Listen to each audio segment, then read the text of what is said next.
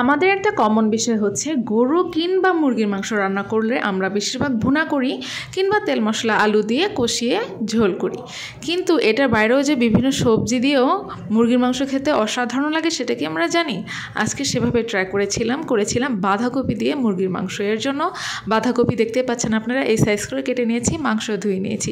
এবার কড়াইতে আমি তেল গরম করে গোটা মশলা এলাচ দুটা, একটা তেজপাতা চিড়ে দিয়েছি আর একটু দারচিনি দিয়ে নেড়ে নিব। তার কিছুক্ষণ পরে আমি ফালি করে রাখা 10 থেকে 12টার মতো কাঁচামরিচ ফালি দিয়ে দিয়েছি পেঁয়াজ কুচি। পেঁয়াজ বাটাটা পরে ব্যবহার করব, এর জন্য খুব বেশি পেঁয়াজ আমি দিইনি।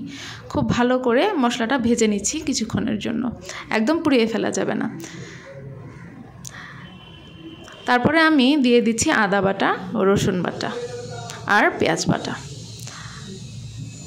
উপরে তেল ভেসে আসলে একটু পানি দিয়ে কষিয়ে নিব আর গুঁড়ো মশলাগুলো একে একে দিয়ে দিব।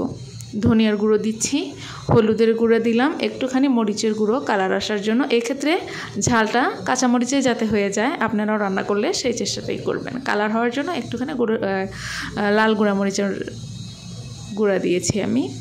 তারপরে ধুয়ে রাখা মুরগির মাংস দিয়েছি। এখানে মুরগির মাংস বলতে আমি হাড় সহ যে মুরগির মাংসটা, সেটা ব্যবহার করলে খুব ভালো লাগে, তাই ট্রাই করেছি সেই টুকরোগুলোই দেওয়ার। তারপরে লবণ দিয়ে এটা খানিকক্ষণ রান্না করে নেব।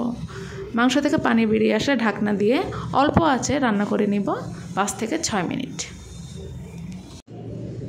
তারপরে কয়েকবার ঢাকনা খুলে নেড়ে দিয়ে কষিয়ে নিব। উপরে তেল ভেসে উঠলে এই পর্যায়ে আরও কিছুক্ষণ নেড়ে নিচ্ছি। এক্ষেত্রে আমি বড় যে লাল মোরগগুলো সেটা ব্যবহার করেছি, কক মুরগিগুলো আর কি। তারপরে আমি ধুয়ে রাখা বাঁধাকপিগুলো দিয়ে দিচ্ছি, দিয়ে খুব ভালো করে মাংসের সাথে মিশিয়ে নিব। এভাবে রান্না করে দেখবেন, একটা আলাদা স্বাদ পাওয়া যায়, খুব কিন্তু ভালো লাগে। রুটি পরোটা কিংবা ভাত দিয়ে খেতেও কিন্তু খুব ভালো লাগে।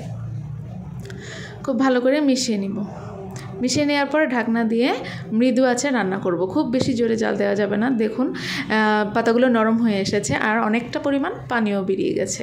তো মাংসটা যেভাবে কষিয়ে নিয়েছিলাম ঠিক সেইভাবে এখন আমি বাঁধাকপি দিয়ে এই মাংসটাও একইভাবে সময় নিয়ে কষিয়ে নিব।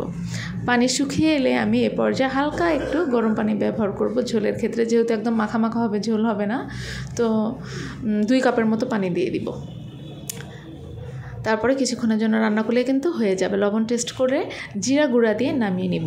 এভাবে রান্না করলে খুবই মজা লাগে খেতে।